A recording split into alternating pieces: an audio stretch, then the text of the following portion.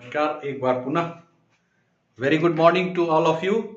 दोस्तों, कहते हैं कि मार्टिन लूथर किंग ने कहा था, अगर तुम उड़ नहीं सकते हो तो दौड़ो, दौड़ नहीं सकते हो तो चलो, चल नहीं सकते हो तो रेंगो, लेकिन रुको नहीं, अपने कर्तव्य पथ पर चलते रहो। मंजिल स्वयं तुम्हारे पास आएगी। तुम कर्तव्य के पास चलोगे, मंजिल तुम्हारी ओर चलते चले जाएगी और एक टाइम आएगा कि मंजिल और तुम दोनों मिल जाओगे। यही ऐसा देखा गया है। तो चलिए, एक नई वीडियो को लेके हम आए हैं, एक नई जानकारी के साथ आए हैं। एक अच्छी जानकारी जो प्रतियोगिता परीक्षा में पूछे जाने वाले प्रश्न हैं। बस सीधा सीधा मैं उस पर आता हूं कि कौन से क्वेश्चन प्रतियोगिता परीक्षा में पूछी जाती है। अभी ज्योग्राफी का जैसे हमारा क्लास चल रहा है, तो क्वेश्चन आता है अरावली की पहाड़ी। अरावली की पहाड़ी किस राज्य में है?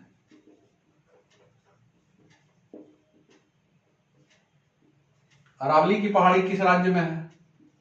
तो अरावली की पहाड़ी राजस्थान में है।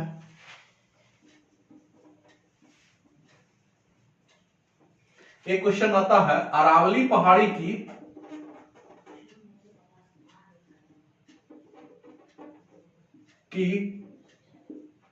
सर्वोच्च चोटी का नाम क्या है?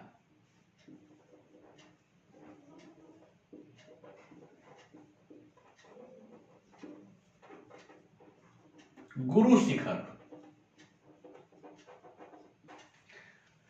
तो देखिए, दो क्वेश्चन हुआ। अरावली की पहाड़ी किस राज्य में है? राजस्थान। अरावली पहाड़ी की सर्वोच्च चोटी का नाम क्या है? गुरु शिखर। अब एक क्वेश्चन आता है माउंट आबू एक जगह है राजस्थान में, हिल स्टेशन है माउंट आबू। कहता है यह माउंट आबू किस पहाड़ी में स्थित है? किस पहाड़ी पर स्थित है? तो यह अरावली पहाड़ी में स्थित है। माउंट आबू किस पहाड़ी में स्थित है? अरावली पहाड़ी में स्थित है। अब अरावली पहाड़ी से जो नदियां निकलती है उसके बारे में भी पूछा जाता है। माही और लूनी, माही और लूनी किस, ये दोनों नदी है। माही और लूनी जो है ये दोनों नदी है। यह किस पहाड़ी से निकलती है? तो निश्चित रूप से भी क्वेश्चन हमारा चल रहा है अरावली पहाड़ी, तो अरावली पहाड़ी। तो एक क्वेश्चन यह भी आता है कि माही और लूनी जो है यह अरावली पहाड़ी के किस भाग से निकलता है? तो यह जो है माही और लूनी यह पश्चिमी भाग से निकलता है। यह पश्चिमी भाग से निकलता है। और एक और अरावली पहाड़ी से निकलता है बनास नदी। बनास नदी अरावली के किस भाग से निकलती है? अब यहां पर पहाड़ी भी दे दिया कि बनास नदी कहां से निकलती है? अरावली से। किस भाग से? तो यह पूर्वी भाग से, अरावली पहाड़ी की पूर्वी भाग से। अब इसमें एक क्वेश्चन और आता है लूनी नदी से संबंधित कि कौन सी नदी कच्छ के रन में खो जाती है? कच्छ के रन में खो जाती है या भूमिगत हो जाती है? भूमिगत हो जाती है। तो यह है लूनी। लूनी नदी जो है यह कच्छ के रन में खो जाती है। माही, ये अरावली पहाड़ी से निकलती है और कच्छ की ओर जाती है और भूमिगत हो जाती है, यानी कहीं पर जाके भूमि में समाहित हो जाती है, समा जाती है। इसलिए इस क्वेश्चन को भी बहुत बार पूछा गया है। तो हमारा अरावली पहाड़ी से देखते हैं कितने क्वेश्चन हमारे निकले। ये सारे प्रश्न कभी ना कभी पूछे गए हैं। अरावली की पहाड़ी किस राज्य में है? अरावली की पहाड़ी राजस्थान में है। अरावली पहाड़ी की सर्वोच्च चोटी का नाम गुरु शिखर। माउंट आबू किस पहाड़ी पर स्थित है? अरावली पहाड़ी पर। माही और लूनी ये निकलती है अरावली से। अरावली के किस भाग से? पश्चिमी भाग से। बनास नदी अरावली के किस भाग से निकलती है? पूर्वी भाग से। तो ये देखिए माही, लूनी, बनास तीनों अरावली से निकलती है, लेकिन ये दो पश्चिमी भाग से, ये पूर्वी भाग से बनास निकलती है। एक क्वेश्चन इसका बहुत इंपॉर्टेंट आता है, कौन सी नदी कच्छ के रन में खो जाती है, यानी कि भूमिगत हो जाती है। यह क्वेश्चन बहुत बार पूछा, कच्छ के रन में कौन सी नदी खो जाती है? तो यह लूनी नदी है, जो कि भूमिगत हो जाती है। धीरे धीरे धीरे धीरे कम होते गया और फिर कहीं पर जाकर के भूमिगत हो गया। यह प्रश्न भी पूछा गया है। अब एक है नीलगिरी की पहाड़ी किस राज्य में है? नीलगिरी की पहाड़ी किस राज्य में है? किस राज्य में है? तमिलनाडु। नीलगिरी की पहाड़ी किस राज्य में है? तमिलनाडु में। और एक क्वेश्चन आता है कि नीलगिरी की सबसे ऊंची चोटी का नाम क्या है? नीलगिरी पहाड़ी की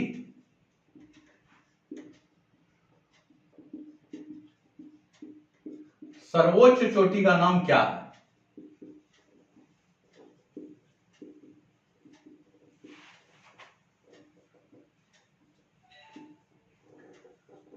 डोडा बेटा।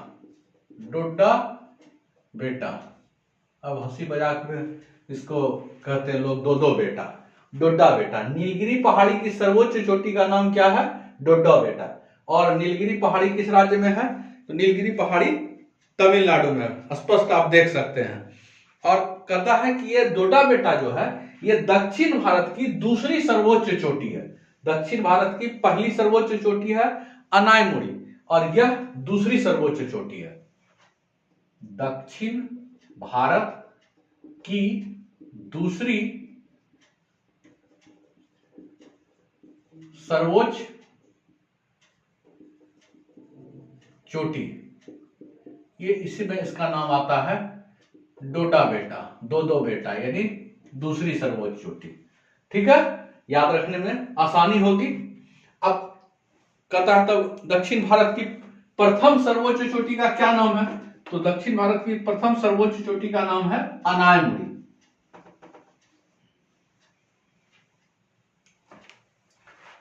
दक्षिण भारत की सर्वोच्च चोटी का नाम क्या है? अनायमुड़ी। यह क्वेश्चन भी कई बार आता है। अनायमुड़ी, डोडा बेटा, जब लोग याद नहीं रहता है तो बड़ा कंफ्यूजन होता है। तो देखिए दूसरी में डोडो करके याद रखेंगे दूसरी, और सर्वोच्च में अनायमुड़ी। अब अनायमुड़ी जो है यह किस पर्वत में है? अनायमुड़ी चोटी किस पहाड़ी में स्थित है?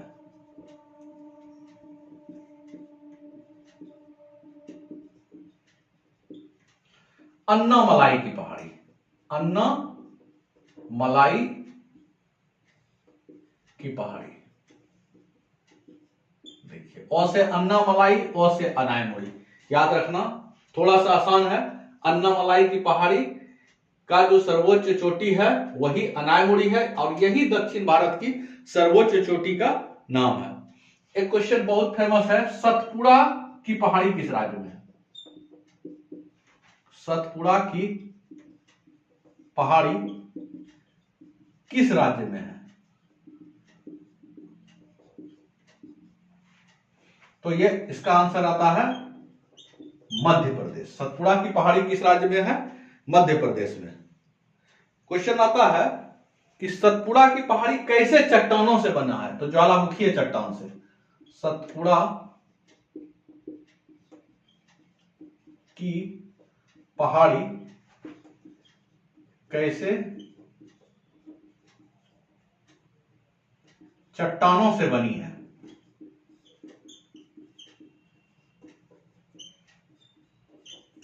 ज्वालामुखीय चट्टान। कैसे चट्टानों से बनी है? ज्वालामुखीय चट्टान से। एक क्वेश्चन आता है, सतपुड़ा पहाड़ी की सर्वोच्च चोटी का नाम।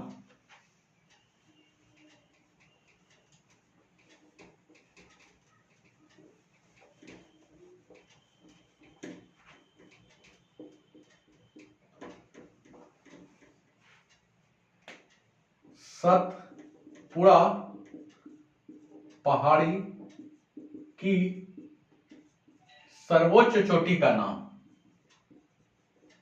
धूपगढ़। देखिए यहां लौ है सतपुड़ा, यहां गढ़ है धूपगढ़। सतपुड़ा की सर्वोच्च चोटी का नाम धूपगढ़। ये क्वेश्चन भी बहुत बार पूछा गया है। या धूपगढ़ किस पहाड़ी की सर्वोच्च चोटी का नाम है? सतपुड़ा। और सतपुड़ा है कहां? सतपुड़ा है मध्य प्रदेश में। तो ये सभी जितने भी क्वेश्चन मैं बता रहा हूं यह अति महत्वपूर्ण प्रश्न में से है। एक क्वेश्चन अब बहुत फेमस पहले आता था कि बिहार को भारत का रूर कहते हैं, तो अब तो यह बिहार से अलग हो गया। तो अभी किसको कहते हैं? भारत का रूर। भारत का रूर किसे कहते हैं?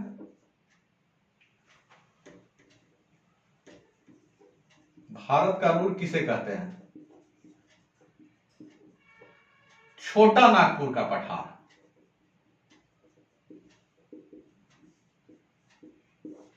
ठीक है।